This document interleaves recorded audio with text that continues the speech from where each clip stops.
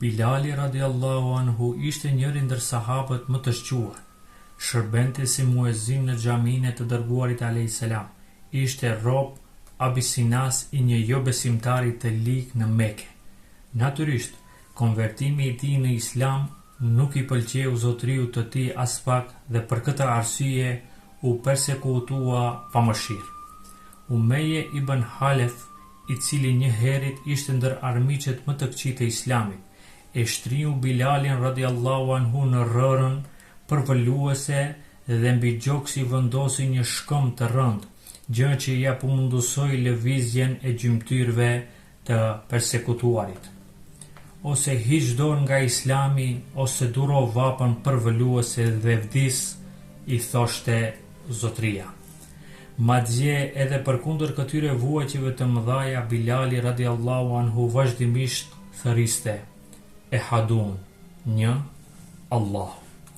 Bilalin radiallahu anhu e rihnin gjatë natës dhe e shtrinin mbi rënën përvëluese gjatë ditës, vetëm që të hiqte dorë nga islami ose të vdiste nga një vdekje të ngadalë si pasojë e plagëve. Ebu Xehli, Umeje dhe të tjerët e torturonin Bilalin radiallahu anhu me radhë, madje edhe lodheshin duke konkuruar me njëri tjetrin, secili po i jepte dajak më të dhimbshëm.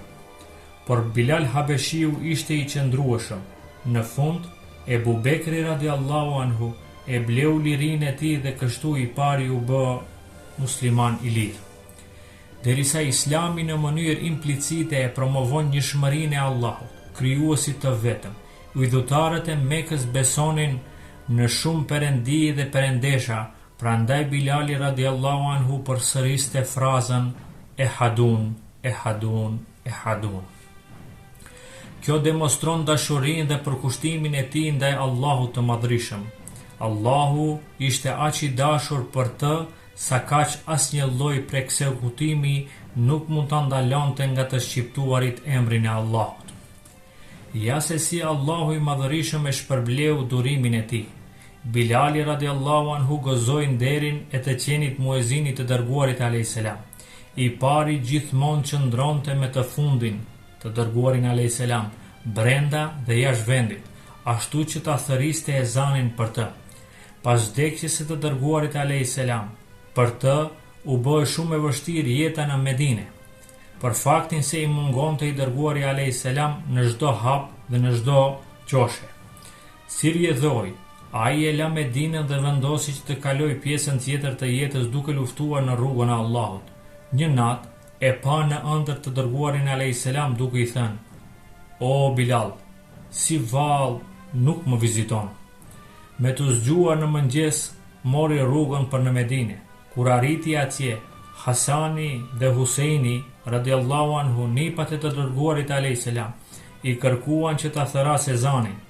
Tashti Bilali radiallahu anhu nuk mund ta refuzoj kërkesën e tyre, pasi ata ishin shumë të dashur për të dërguarin a.s. Me të thirrur ezani, banorët e Medinës qanin shumë nga ankthi, duke i kujtuar ditët e lumtura që i kishin kaluar me të dërguarin a.s. së bashku. Madje edhe gra dolën nga shtëpitë duke qarë. Pas disa ditësh, Bilali radiallahu anhu e la Medinën dhe ndroi jetë në Damask në vitin 20 Hijri.